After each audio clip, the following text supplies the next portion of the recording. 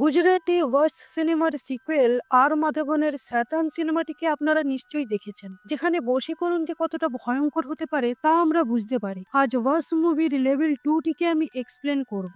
একটি স্কুল সাধারণত বন্ধুত্ব, আনন্দ এবং স্বপ্নের আশ্রয়স্থল, কিন্তু সেই স্কুল যদি দুঃস্বপ্নের মঞ্চে পরিণত হয়, তাই হয়েছে জেএন হায়ার সেকেন্ডারি গার্লস স্কুলের অবস্থা, যেখানে 17-18 বছর বয়সী মেয়েদের একটি দল বশীকরণের শিকার হয়েছে। তাদের আচরণ হয়ে উঠেছে পশু পাখিদের থেকেও হিংস্র। স্কুল ছাড়াও বাইরের সাধারণ মানুষের ত্রাস হয়ে উঠেছে এই মেয়েগুলো। তারা এতটাই উন্মাদ হয়ে যায় যে ছাদ থেকে ঝাঁপিয়ে পড়ে বা রাস্তায় অপরিচিতদের নৃশংসভাবে আক্রমণ করে। দৃশ্যগুলো এতটাই ভয়ানক যে আপনাদের চোখ সরিয়ে নিতে বাধ্য করবে। অন্যদিকে অথর্বের মেয়ে আর্য আজ 12 বছর ধরে এই সম্মোহনের শিকার হয়ে আছে। 12 বছর সে একইভাবে হেসে যাচ্ছে। অথর্ব তার মেয়েকে এবং বাকি মেয়েগুলোকে এই সম্মোহনের প্রভাব থেকে কিভাবে বাঁচায় সেই নিয়েই সম্পূর্ণ সিনেমাটা। আর সেটা জানতে গেলে সম্পূর্ণ ভিডিওটি দেখে নিতে হবে, কারণ সিনেমার শেষে আছে আসল রহস্য উদ্ঘাটন। তো বন্ধুরা, ভিডিও ভালো লাগলে অবশ্যই লাইক, কমেন্ট এবং সাবস্ক্রাইব করার অনুরোধ রইল। আর এই ধরনের সিরিজ বা মুভিজ এক্সপ্লেনেশন চাইলে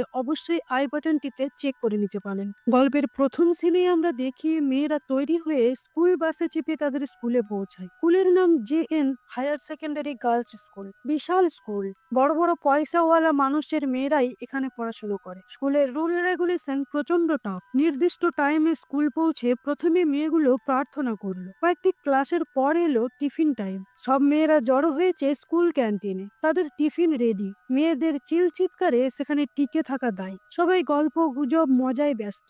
মজা করতে গিয়ে একটা মেয়ের ড্রেসে জুস পড়ে গেল। মেয়েটি সেটি পরিষ্কার করতে বাথরুমে চলে যায়, কিন্তু দাগটা এতটাই কড়া ছিল যে উঠছিল না, তাই ওর সময় লাগছিল। টিফিনও খাওয়া হয়ে ওঠেনি মেয়েটির। ওদিকে ক্যান্টিনে সবার টিফিন খাওয়া শেষ। খাওয়া হয়ে যাবার পর তারা গল্প করতে করতে হঠাৎ চুপ করে গেল। পুরো ক্যান্টিন পিন ড্রপ সাইলেন্স। ক্যান্টিনের স্টাফরা বলল, মেয়েগুলোর কি হলো? এভাবে সবাই চুপ করে বসে আছে কেন? প্রত্যেকটি মেয়ে প্রচন্ড ঘামছে, জোরে জোরে নিঃশ্বাস নিচ্ছে, যেন ভিতরে তাদের প্রচন্ড কষ্ট হচ্ছে। স্টাফেদের মেয়েগুলোর এই বিহেভিয়ার খুব অদ্ভুত লাগলো। মেয়েগুলোর মধ্যে একজন হঠাৎ অজ্ঞান হয়ে গেলে স্টাফ মেম্বাররা ওকে নিয়ে ব্যস্ত হয়ে পড়লো। তখন সেখানে একটা লোক এলো। তার মুখ এখনো দেখানো হয়নি। লোকটি এসে সামনের টেবিলের 10 জন মেয়েকে দাঁড়াতে বলল। মেয়েগুলো তৎক্ষণাৎ দাঁড়িয়ে পড়লো। লোকটি সবাইকে তাদের নাম বলতে বলল আর বলল, এখন থেকে আমি যা বলবো তাই করবে। লোকটি বলল, তোমাদের কাছে ঘড়ি আছে? সেই সময় স্টাফ মেম্বাররা ওই লোকটিকে দেখে ফেলে জিজ্ঞেস করলো, আপনি কে আর এখানেই বা এলেন কি করে? লোকটি চলে গেল। এবার একজন টিচার তার ক্লাস নিতে এসে দেখলো ক্লাসে একটাও মেয়ে নেই। হঠাৎ সেই ক্লাসরুমের জানলা দিয়ে কিছু একটা পড়ার আওয়াজ পেল টিচার। জানলার কাছে গিয়ে টিচারটি আঁতকে উঠলো। দৌড়ে বাইরে বেরিয়ে দেখলো একটি মেয়ে ছাদ থেকে ঝাঁপ দিয়েছে। নিচে পড়ে মেয়েটির শরীর কাঁপতে কাঁপতে নিথর হয়ে গেল। প্রথমটা মুখ দিয়ে কোনো আওয়াজ বেরোচ্ছিল না টিচারের। তারপর হঠাৎ চিৎকার করায় সেখানে সিকিউরিটি গার্ড এসে দেখলো এই অবস্থা। গার্ড ছাদের দিকে তাকিয়ে দেখলো কার্নিশের উপরে তখনও 9 জন ঝাঁপ দেওয়ার জন্য দাঁড়িয়ে আছে। গার্ড পরিমরি করে দৌড়ে গিয়ে প্রিন্সিপালের কাছে খবর দিল। প্রিন্সিপাল বাকি টিচারদের নিয়ে সেখানে এসে সেই দৃশ্য দেখে কি করবে প্রথমটাই সেটাই বুঝে উঠতে পারছিল না। প্রথমেই পুলিশকে ফোন করতে বললে প্রিন্সিপাল সোজা ছাদে চলে গেল। একটি মেয়ে বলল, ওখানেই দাঁড়ান, নইলে আমি ঝাঁপ দিয়ে দেব। মেয়েগুলো কাঁদতে কাঁদতে বলল, আঙ্কেল বলেছে 3টের সময় আমাদের ঝাঁপ দিতে হবে। আমরা মরতে চাই না, আমাদের বাঁচান। প্রিন্সিপাল ম্যাম বলল, কে আঙ্কেল? কার কথা বলছো তোমরা? মেয়েরা বলল, আমরা জানি না ম্যাম, আপনারা আমাদের কাছে আসবেন না, তাহলেও আমরা ঝাঁপ দিতে বাধ্য হব। ম্যাম বলল, কেন ঝাঁপ দিতে হবে তোমাদের? মেয়েরা বলল, আঙ্কেল বলেছে তাই আমাদের ঝাঁপাতেই হবে। হাজার বোঝানোর পরও প্রিন্সিপাল ম্যাম মেয়েগুলোকে নিচে নামাতে পারলো না। হঠাৎ গার্ড একটি মেয়েকে টেনে নামাতে গেলে মেয়েটি সত্যি ঝাঁপ দিয়ে দিল। এরপর ঘড়ির কাঁটা 3টের ঘর ছুতেই ম্যামের চোখের সামনে সব মেয়েগুলো একে একে ছাদ থেকে ঝাঁপিয়ে দিল। এই নৃশংস দৃশ্য দেখে প্রিন্সিপাল ম্যামের মুখ থেকে কোনো কথাই বের হচ্ছিল না। এরপর আমরা দেখি অথর্ব তার মেয়ে আর্যকে নিয়ে ছাদে বসে আছে। আর্য আজ 12 বছর ধরে বশীকরণের মধ্যেই আছে। তার সমস্ত চুল উঠে গেছে। 12 বছর ধরে আর্য একইভাবে হেসে চলেছে। আর্য হুইল চেয়ারেই থাকে। তার সমস্ত কাজ করে ওর বাবা। আর্যর খাবার শেষ হয়ে যাওয়ায় অথর্ব গেল শপিং মলে কিছু জিনিস কিনতে। অথর্বের বাড়ি শহর থেকে অনেকটা দূরে। শপিং মলে বিল পে করার সময় টিভিতে স্কুলের ঘটনাটা নিউজ টেলিকাস্ট হতে দেখলো অথর্ব। মিডিয়ার সামনে প্রিন্সিপাল ম্যাম কাঁদতে কাঁদতে বলছে, মেয়েরা বারবার করে একটাই কথা বলছিল, আঙ্কেল ঝাঁপ দিতে বলেছে। জিনিসগুলো নিয়ে নিয়ে তাড়াহুড়ো করে বাড়ি ফিরে এলো অথর্ব। অন্যদিকে পুলিশ স্কুলের গেটে ব্যারিকেড লাগিয়ে দিয়েছে। প্রচুর গার্জিয়ানরা এসে সেখানে ভিড় করেছে আর ভিতরে ঢুকতে চাইছে, কিন্তু ভিতরের যা দৃশ্য তা দেখার মতো নয়। সমস্ত বডিগুলোকে বাইরে নিয়ে যাওয়া হলো। অথর্ব বাড়ি ফিরে এসে তার গলায় চেনের মধ্যে বেঁধে রাখা একটা চাবি দিয়ে একটা অন্ধকার ঘর খুলল। আমরা দেখি সেখানে বাধা পড়ে আছে প্রতাপ, মানে আগের সিকুয়েলে যে অথর্বের মেয়ের সাথে বাকি অনেকগুলো মেয়েকে বশীকরণ করে রেখেছিল। আমরা শয়তান মুভিটির শেষে এই প্রতাপের জিভ কেটে তাকে এই ঘরে বন্দি করে রাখতে দেখেছি। আজ 12 বছর ধরে প্রতাপ এই ঘরেই বন্দি আছে। অথর্ব এসে ওকে জিজ্ঞেস করলো, তোমার মতো এই বিদ্যা আর কতজন জানে? এই বশীকরণ আর কে কে জানে? প্রতাপ কিছুই বলল না, শুধু একটু হাসলো। ওদিকে স্কুলে যে মেয়েটির ড্রেসে ড্রিঙ্ক পড়ে গিয়েছিল ওই শুধু খাবার খায়নি, তাই ওর উপর কোনো বশীকরণও হয়নি। প্রিন্সিপাল ম্যামকে মেয়েটি বলল ও বাথরুম থেকে ফিরে আসার পর দেখেছিল ক্যান্টিন একদম চুপচাপ ছিল। সব মেয়েরা ভীষণ ভয় পেয়েছিল। সেই দেখে সেও প্রচন্ড ভয় পেয়ে গিয়ে আবার বাথরুমে গিয়ে লুকিয়ে পড়ে। অফিসার জিজ্ঞেস করলো, কোনো অচেনা লোককে তুমি মেসে দেখেছিলে? মেয়েটি বলল, না। একজন কনস্টেবল এসে বলল কম্পাউন্ড ছাড়া সমস্ত সিসিটিভি বন্ধ আছে। মেয়েদের ওই মেসে আটকে রাখতে বলল অফিসার। তারপর ওদের সাথে কথা বলতে গেল। একটি মেয়ে অফিসারের কাছে এসে বলল, আঙ্কেল আপনাকে একটা মেসেজ দিতে বলেছে। আপনাকে প্রতাপ আঙ্কেলকে খুঁজে বের করতে হবে। প্রতাপ আঙ্কেল না পাওয়া গেলে শহরের দশা আরো খারাপ হয়ে যাবে। যে 10 জন ছাদ থেকে ঝাঁপ দিয়েছিল ওটা তো শুধুমাত্র আরম্ভ ছিল। এরপর মেয়েটি বাকি মেয়েদের দিকে ঘুরে দাঁড়িয়ে বলল, গার্লস, আমি প্রথম মেসেজ দিয়ে দিয়েছি, চলো এবার আমরা শুরু করি। সমস্ত মেয়েরা প্রচন্ড হিংস্রতার সাথে বাইরে বেরিয়ে এলো। প্রিন্সিপাল ম্যাম, পুলিশ অফিসার যাকেই কাছে পাচ্ছিল তাকেই হাতের কাছে যাই ছিল তাই দিয়ে মেরে তারা বাইরে বেরিয়ে গেল। বাইরে ওদের মা বাবারাও দাঁড়িয়ে ছিল, কিন্তু তাদের উপরও হিংস্র জন্তুর মতো হামলা করলো মেয়েগুলো। তারপর শহরের বাসে, ট্রেনে, পেট্রোল পাম্পে, রাস্তাঘাটে, বাইকে যাকে পাচ্ছিল তাকেই শেষ করে দিচ্ছিল। ওদের শরীরে যেন কোনো ভয়ঙ্কর আত্মা ভর পড়েছে। পুলিশ অফিসার তার টিমকে নির্দেশ দিল, এই ড্রেসের মেয়েদের যেখানেই দেখবে তাদের ধরে ফেলতে হবে, আর এই স্কুলটাকে কিলা বানাও, কেউ যেন স্কুলের থেকে বাইরে না বেরোতে পারে। ওদিকে অথর্ব টিভিতে দেখলো জেএন স্কুলের আশেপাশের এলাকা বন্ধ করে দেওয়া হয়েছে। সবাইকে ঘরের ভিতরেই থাকতে বলা হয়েছে। এই মেয়েগুলো পুরো শহরে আতঙ্ক ছড়িয়ে দিয়েছে। ওরা কোনো প্রতাপ আঙ্কেলকে খুঁজতে বলছে। অথর্ব শুনে প্রথমে ইলেকট্রনিক্স এর দোকান থেকে বড় বড় বক্সে করে কিছু জিনিস তার বাড়িতে নিয়ে এলো। মাথায় হাত দিয়ে বসে কিছুক্ষণ কিছু ভাবলো অথর্ব। তারপর বক্সের সেই জিনিসগুলো বাড়ির প্রতিটি কোনায় রেখে দিল আর প্রতাপকে আরো ভালো করে শিকল দিয়ে বেঁধে দরজা বন্ধ করে বাইরে বেরিয়ে গেল। শহরে তখন অন্ধকার নেমে এসেছে। ওদিকে মেসের ভিতরের মেয়েদের বাবা মায়েরা মেয়েদের বুঝিয়ে বাড়ি নিয়ে যাওয়ার চেষ্টা করছে, কিন্তু মেয়েরা কোথাও যাবে না। পুলিশ, প্যারেন্টস সবাই হতাশ হয়ে দেখছে, কি হচ্ছে কিছুই বুঝে উঠতে পারছে না। একটা মেয়ে অফিসারকে বলল, আপনার কাছে আর 5 মিনিট আছে, আপনি প্রতাপ আঙ্কেলকে খুঁজে বের করুন, না হলে যা হবে তা আপনার কল্পনার বাইরে। তখন সেখানে অথর্ব এলো, বলল, প্রতাপ আমার কাছে আছে। মেয়েটির চোখে চোখ রেখে অথর্ব বলল, প্রতাপকে পেয়ে যাবার পর কি হবে সেটা তোমার আঙ্কেল বলেনি?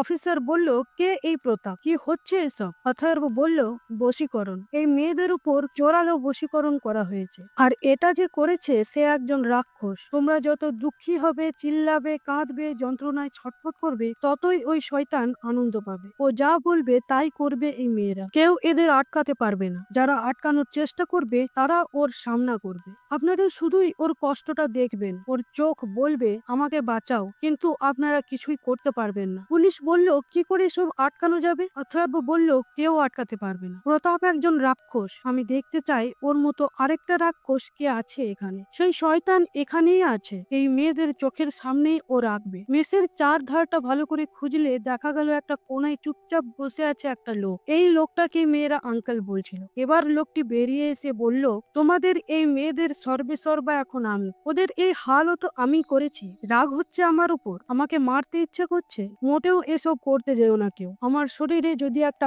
আঁচড়ও আসে তাহলে তোমাদের মেয়েরা তোমাদের ছাড়বে না, এমনকি নিজেদের জান তো জ্বালিয়ে নেবে। লোকটা মেয়েগুলোকে বলল, এখানে যে ছুরিগুলো ছিল সেটা কার কাছে আছে? একটি মেয়ে ছুরিগুলো নিয়ে এলো। লোকটা একটি মেয়েকে বলল, হাতের শিরা কেটে নাও। মেয়েটি তাই করলো, নিজেই নিজের হাতের শিরা কেটে ফেললো। ওর মা বাবা খুবই কান্নাকাটি করে আটকানোর চেষ্টা করছে, কিন্তু কিছুতেই পারছে না। লোকটি বলল, কেউ আটকাতে এলে বারবার করে নিজের হাতে কাট লাগাও। মেয়েটি তাই করলো। একজন মা লোকটির পায়ে ধরে মেয়েগুলোকে ছেড়ে দেবার জন্য অনুরোধ করলো। সুযোগ বুঝে অফিসার নিজের বন্দুক বের করতে গেলে এক একটি মেয়ে ছুরি দিয়ে অফিসারের পেটে বারবার আঘাত করলো, তারপর বন্দুকটা কেড়ে নিল। লোকটি অফিসারকে বলল, এবার মর এখানে পড়ে পড়ে। যে মেয়েটির হাতে বন্দুক ছিল, লোকটি বলল, তুমি বন্দুক চালাতে পারো? মেয়েটি বলল, না। আরেকটি মেয়ে বলল, আমি পারি। লোকটি বলল, এখান থেকে গার্জিয়ান আর টিচাররা না বেরোলে সবাইকে মেরে ফেলো, আর তোমার বাবা মার থেকেই শুরু করো। মেয়েটি সঙ্গে সঙ্গে ওর বাবা মাকে গুলি করে মেরে ফেললো। বাকিদের উপর গুলি চালাতে যাবে অথর্ব টিচার আর গার্জিয়ানদের বলল, বেরিয়ে যান এখান থেকে, আমার ওর সাথে কিছু কথা আছে। সবাই বেরিয়ে গেলে অথর্ব বলল, আমার কাছে আছে প্রতাপ, ওর এমন অবস্থা করে রেখেছি যে প্রতিদিন আমার কাছে মৃত্যুর ভিক্ষা চায়, কিন্তু আমি ওকে মারিনি। এই মেয়েগুলো আমার কেউ নয়, আমি জানি এরা বেঁচে গেলেও ওদের হাল মৃত্যুর থেকেও ভয়ঙ্কর হবে, তাই ওদের মারো, কাটো, জ্বালিয়ে দাও, আমার কিচ্ছু আসে যায় না। 12 বছর ধরে আমার মেয়ের ওই অবস্থা দেখে আমিও তোদের থেকেও শয়তান হয়ে গেছি, তুই যা কিছু করে নে, আমি প্রতাপকে ছাড়বো না। লোকটার মুখটা এতটুকু হয়ে গেল অথর্বের কথা শুনে। লোকটা বলল, কি করলে তুই প্রতাপকে ছাড়বি? অথর্ব বলল, আমার মেয়েকে যদি বশীকরণ থেকে মুক্ত করতে পারিস তবেই আমি প্রতাপকে ছাড়বো। লোকটা রাজি হয়ে প্রিন্সিপাল ম্যামকে ডেকে বলল, আমি দুটো স্কুল বাসে মেয়েদের নিয়ে ওর সঙ্গে যাব, আমাকে কেউ ট্র্যাক করার চেষ্টা করবে না, আর গার্জিয়ান আর টিচারদের একটা ঘরে বন্দি করে রাখো। আমি যাবার সময় কোনো রকম অশান্তি চাই না। সম্পূর্ণ স্কুল করিডোর ফাঁকা করে দেওয়া হলো। পুলিশরা পর্যন্ত নিজেদেরকে একটা ঘরে আটক করে রাখলো। সব মেয়েদের নিয়ে অথর্বের বাড়ির উদ্দেশ্যে বেরিয়ে পড়লো লোকটি। বাসের মধ্যে অথর্বকে বলল, আমি কত খুঁজেছি আমার দাদাকে, কোনো ফোন তোলেনি, তাই এটা করলাম, আর দেখো কাজ হয়ে গেল। একটা খুবই গুরুত্বপূর্ণ বিদ্যা আমার দাদার কাছ থেকে শিখতে হবে। এই বশীকরণ বিদ্যায় আমি 99% হলে দাদা 100%। একসময় স্কুল বাসগুলো অথর্বের বাড়ির গেটে পৌঁছালো। কতগুলো মেয়েকে বাড়ির চারপাশে নজর রাখতে বলে বাকি মেয়েদের নিয়ে লোকটি গেল অথর্বের মেয়ে আর্যর রুমে। আর্যকে দেখে লোকটি বলল, 12 বছর ধরে এভাবে ও হাসছে, এটা দাদার দ্বারাই সম্ভব। চলো এবার আমাকে আমার দাদার কাছে নিয়ে চল। দাদার কাছে গিয়ে প্রতাপের এই অবস্থা দেখে লোকটি বলল, তুই তো আমার থেকেও বড় রাক্ষস, দাদার বাঁধনগুলো খুলে দে। অথর্ব বলল, আগে আমার মেয়েকে ঠিক কর, তারপর। লোকটি বলল, তোর মেয়েকে প্রতাপের কাছে নিয়ে আসতে হবে। অথর্ব কোলে করে আর্যকে নিচে নিয়ে এসে হুইল চেয়ারে বসালো। লোকটি বলল, তোমার প্রতাপের কাছে কোনো ধার দেনা আছে? কোনো কিছু নিয়েছিলে প্রতাপের থেকে? অথর্ব বলল,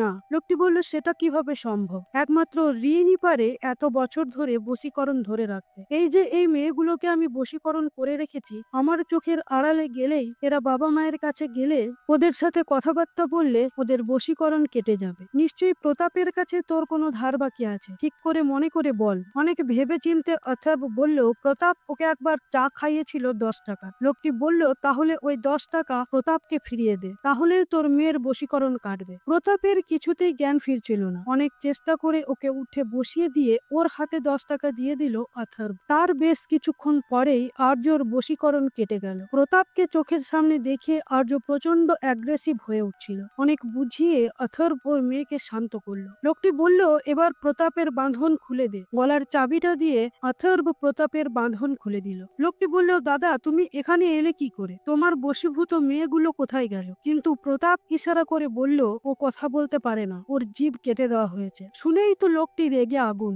অথর্বকে বলল, আমি তোর মেয়েকে ঠিক করলাম, কিন্তু যে জন্য করলাম সেটাই তো আমার হবে না। দাদা কথা না বললে আমার কোনো কাজেই লাগবে না, তাই আমি তোর মেয়েকেও ছাড়বো না। হুইল চেয়ারে একটা লাথি মেরে আর্যকে মাটিতে ফেলে দিয়ে টানতে টানতে নিজের সাথে নিয়ে যাচ্ছিল লোকটি। অথর্ব বলল, আমার মেয়েকে ছেড়ে দে, না হলে তোর অবস্থাও প্রতাপের মতোই করব। লোকটি হেসে বলল, তোর মতো একটি তুচ্ছ মানুষ আমার কোনো কিছুই করতে পারবি না। অথর্ব তার হাতের ঘড়িটার সুইচ অন করলে আমরা দেখি বাড়ির সব জায়গায় রাখা বক্সগুলো ছিল এক একটা মাইক। সুইচ অন করতেই সেগুলো থেকে হাই ফ্রিকোয়েন্সির শব্দ বের হতে শুরু করলো, যেটা লোকটার সাথে মেয়েগুলোও সহ্য করতে পারছিল না। হঠাৎই এত তীব্র শব্দে লোকটা অজ্ঞান হয়ে গেল, আর তারপরই অথর্ব প্রকাশের মতো ওকেও শিকল দিয়ে বেঁধে ফেলে ওরও জিভটা কেটে দিল, যাতে আর কাউকে কোনোদিন বশীকরণ করতে না পারে। কথা বলতে না পারলে কেউ ওর অর্ডার ফলো করবে কি করে? পরদিন সকালে সেই অফিসার যে এখনো বেঁচে আছে আর সেই প্রিন্সিপাল ম্যাম অথর্বের বাড়ি এসেছে লোকটাকে পুলিশ কাস্টাডিতে নিয়ে যাওয়ার জন্য।